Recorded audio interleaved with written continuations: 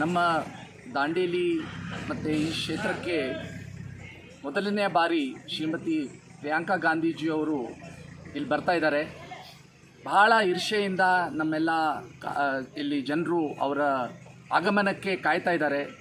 ಕನಿಷ್ಠ ಒಂದು 25,000 ಅಷ್ಟು ಜನ ಬಹಳ ಒಂದು ಪ್ರೀತಿ ವಿಶ್ವಾಸ ಮತ್ತು ಕಾಂಗ್ರೆಸ್ ಪಕ್ಷದಲ್ಲಿರುವ ವಿಶ್ವಾಸದ ಇಟ್ಕೊಂಡು ಬರ್ತಾ ಇದ್ದಾರೆ.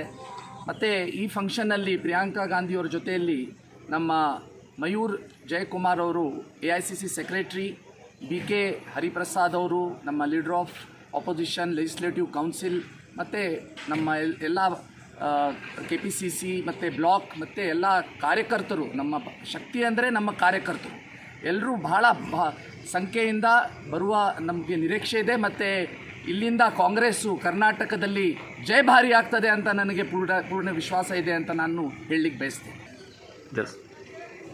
ಶ್ರೀಮತಿ ಪ್ರಿಯಾಂಕಾ ಗಾಂಧಿಯವರು ಕನಿಷ್ಠ 4:15 ಅಷ್ಟರಲ್ಲಿ ಬರುವ ನಮಗೆ ನಿರೀಕ್ಷೆ ಇದೆ.